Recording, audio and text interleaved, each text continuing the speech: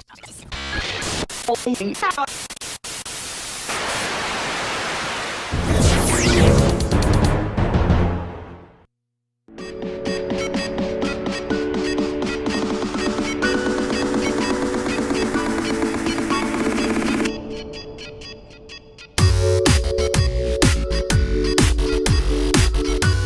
morning, Eagle Nation. I'm Lydia Nussbaum, and today we will be recognizing a war veteran for his enormous sacrifices and commitment to his country. But before we do that, Malacha White has our announcements on Monday, March 24th. Good morning, everyone. There will be a Doctor Who Club meeting today after school in room 1113. And congratulations to the UIL One Act play for advancing to districts. We will be listing the names of those who advance tomorrow. Now back to you, Lydia. Thanks, Malacha. War veteran Brandon Byers just recently received a new home after returning from the Air Force. I had the chance to capture the story that day as he and his family got the keys to their new home. I'm in front of the home that the Byers family just now received. The war hero Brandon Byers was severely injured in Afghanistan and now has a prosthetic limb. Because of this, the community got together to give him a home. People came from all over the community to celebrate with the Byers family as they received their new home. The crowds held their flags, waving and cheering, as Brandon and his family walked into their brand new house for the very first time.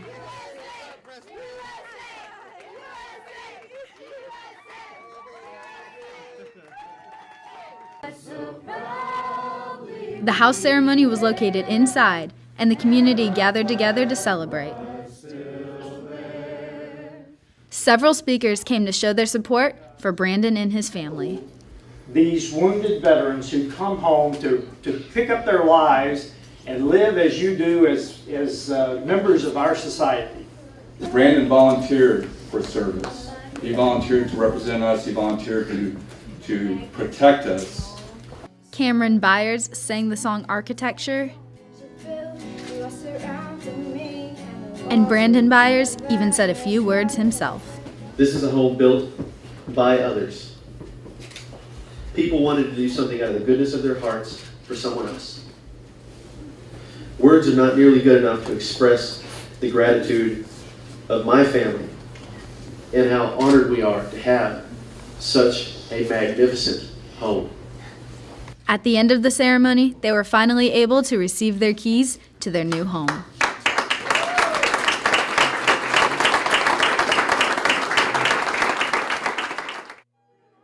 Moments after they received their key, the family got to take a tour around their new house.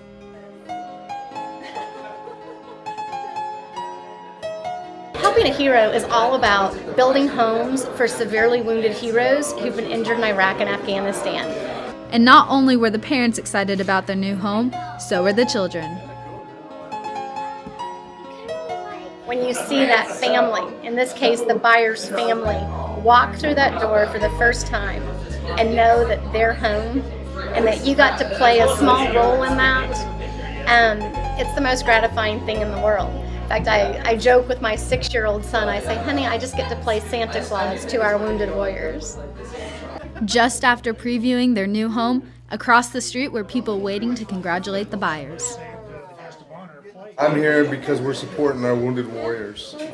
We've got a group of about 24 Raytheon veterans that are with the Ray Vets, and we are helping to put this worthwhile event on and to give back to the wounded warrior. And it's a small way for us to just show our appreciation for what he went through, what his family's gone through. Well, it's an incredibly overwhelming experience to have so many people. Well, the beauty about helpingahero.org is that they combine the efforts of not only a national presence, but also more focused on the community that actually receives the wounded warriors. So it allows a community to actually uplift the wounded warrior and really embrace them and love them and care for them and be able to give back in a personal way.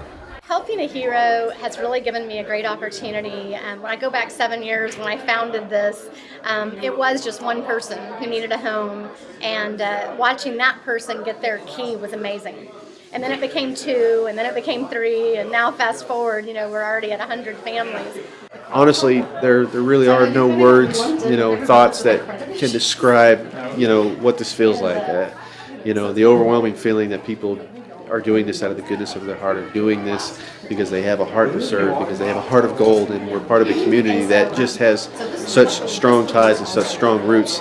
I mean, it's just an overwhelming abundance of just joy, just to know that all these people came together simply because they wanted to. They weren't told to, they didn't have to, they wanted to, and that is,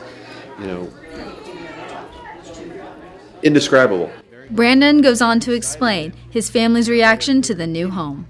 Giddy with just not having to be on a couch or in a spare room or in a hotel, and which is what we've been in pretty much for 6.5, 7 years. It's just bouncing around from rental to family home to hotels to air mattresses to couch cushions to just whatever we had to do, and we grinned and bared it and did everything we could to make it home. But now we have a home, and that's an awesome thing to be able to say. Brandon Byers is only one out of the hundreds that have sacrificed for our freedom, and because of this, we say thank you. It is difficult at times to understand the price that our soldiers have paid to protect our country. I had the opportunity to sit down with Brandon Byers as he tells us more about his story. It has been a roller coaster of a ride, but it's not one that I would trade for anything in the world. After I got hurt, I really felt like I was scared. I was really, really scared. I was grateful to be alive, but after that, reality starts to hit, and you start to realize that things are going to be completely different from now on. There's no going back. There is no redo. There's no mulligan. There's no reset button. War has a funny way of affecting mind and body. So you come home and you might be perfectly fine physically, but mentally there's still a lot going on that you haven't processed or you don't know how to process. And the body's normal reaction to that is to compensate by coming up with coping mechanisms. And that all falls under the old post-traumatic stress disorder, which I have been diagnosed with. And I don't know many people who haven't that have come back from Iraq or Afghanistan. It has been a roller coaster trying to hold back and realize, how am I going to keep my family together? How am I going to make this work and at the same time make them realize that they're still the most important thing in my life? The life of being in the military is bouncing from place to place, going to state, going to different countries, and having permanent storage lockers, having storage buildings, having everything in the attic. You live in hotels, you live in people's spare rooms, you get rentals one after another. And that's really the life. I mean, it's a hard life, especially on families. They have to adapt to it. They have to figure it out. It's not an easy life at all. And, I always wanted the American dream for my family. I wanted the house and the white picket fence and the dog and the kids playing and me grilling and, my wife coming up with lemonade. That's what I wanted. That's those were my aspirations.